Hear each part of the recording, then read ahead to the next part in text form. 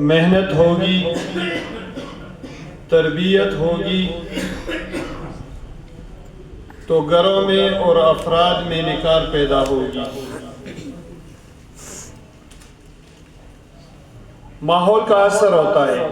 ابھی بچے کو آپ نے دیکھا، ان کا والد ہمارے ساتھ پڑھتا ہے ابتدائی درجات میں، ماشاءاللہ بچے نے کافی پرتاثیر پرجوش تقریر کی، تو ماحول کا اثر ہوتا ہے، اور اتنا اثر ہوتا ہے کہ ہر چیز ایک دوسرے سے اثر قبول کرتی ہے۔ پرسوں میں نے آپ کو مثال دی تھی، ایک ہانڈی میں گڑ سخت ہے، اس کو ڈالے، اس طرح سخت چیزیں کچھ اس میں ڈال دے، اور پانی نرم ہے وہ بھی اس میں ڈال دے، اور آگ پر اس کو جوش دے، جو نرم چیزیں وہ گاڑھا ہو جائے گا، اور جو سخت چیزیں وہ پگھل جائے گا۔ دونوں ایک دوسرے سے اثر لیتے ہیں، ماحول کا اثر ہوتا ہے، ماحول کا اثر ہوتا ہے۔ گھر میں دینی نظام ہوگا، ماحول دینی ہوگا، گھرانہ دینی ہوگا تو اولاد دیندار پیدا ہوگی۔ پیر ذوالفقار صاحب رحمۃ اللہ علیہ کے ایک واقعہ وہ بیان فرماتے تھے کہ ایک مرتبہ میرا پوتا رو رہا تھا، چلا رہا تھا، میں نے اپنی بہو سے کہا کہ بچہ کیوں رو رہا ہے؟ تو اس نے جا کے دیکھا کہ حضرت وہ خادمہ اس کو جوتا پہنا رہی تھی، تو وہ پہلے بائیں پاؤں میں پہنا رہی تھی، اور بچہ رو رہا تھا کہ میں بائیں پاؤں میں پہلے جوتا نہیں پہنوں گا، میں دائیں پاؤں میں پہنوں گا، کیونکہ سنت طریقہ کیا ہے؟ پہلے دائیں پاؤں میں جو ہے جوتا پہننا۔ تو ہم نے اس کی تربیت ایسی کی ہے، اس تربیت کی وجہ سے وہ خلاف سنت جوتا پہنتے ہوئے رو رہا تھا کہ میں تو نہیں پہنوں گا، رو رہا۔ ماحول دینی، نظام دینی، گھرانہ دیندار، ماں باپ دیندار، تو اولاد دیندار۔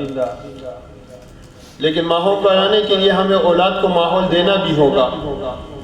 یہ نہیں کہ میں قاری صاحب کے پاس بچے کو لے جاؤں کہ میں اس کو لے آیا ہوں آپ کے پاس، آپ اس کو قرآن پڑھائیں، آپ اس کو نماز پڑھائیں، آپ اس کو دعائیں یاد کرائیں، اور جب وہ گھر آئے تو اس کے سامنے آپ نے 46 انچ LCD رکھی ہو، اس کے لیے وائی فائی کا کوڈ اویلیبل ہو، اور اس کے ساتھ اتنا موبائل ہو، آئی فون کا آپ نے اس کو الگ دیا ہو، ٹک ٹاک وہ الگ بناتا ہو، اور پیسے بھی آپ دے رہے ہو ان سب کے لیے، تو اس طرح پھر بچہ بنے گا نہیں بلکہ کیا ہوگا؟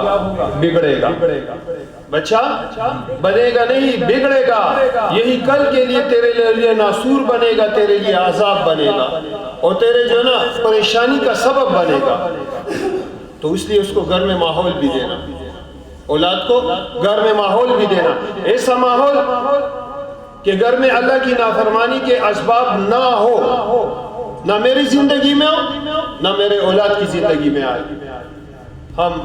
میں اکثر مسجد میں ساتھیوں سے یہ بات کرتا ہوں کہ ہمارے گھر میں مہمان خانہ ہوتا ہے، پشتوں میں بیٹا کم ہوتا ہے، گیسٹ روم جس کو بولتے ہیں، ڈائننگ ٹیبل کے لیے ایک الگ جگہ ہوتی ہے، کچن الگ ہوتا ہے، واش روم الگ ہوتے ہیں، اور ٹی وی لانچ الگ ہوتا ہے۔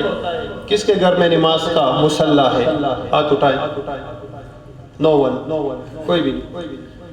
کس نے گھر میں نماز کے لیے الگ جگہ بنا رکھی ہے؟ الحمدللہ ہمارے طالب علم درجہ خامسہ کے محمد سعید صاحب کے گھر میں الحمدللہ میں گھر بنا رہا تھا، سب سے پہلے میں نے گھر میں ایک کمرہ الگ بنا رکھا۔ گھر میں نماز کا بھی تو ایک جگہ، ایک نماز کے لیے بھی ایک جگہ ہونی چاہیے نا، جہاں پر انسان تلاوت کرے، ذکر کرے، مراقبہ کرے، جہاں پر نوافل پڑھے۔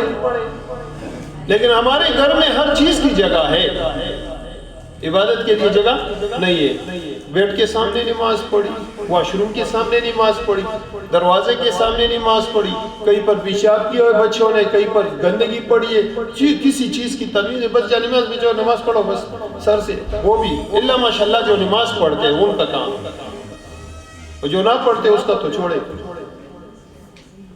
ہمیں ان چیزوں کو سوچنا ہے، ہمیں ماحول دینا ہے اولاد کو، ماحول کا اثر ہوتا ہے۔ ماحول کا اثر ہوتا ہے.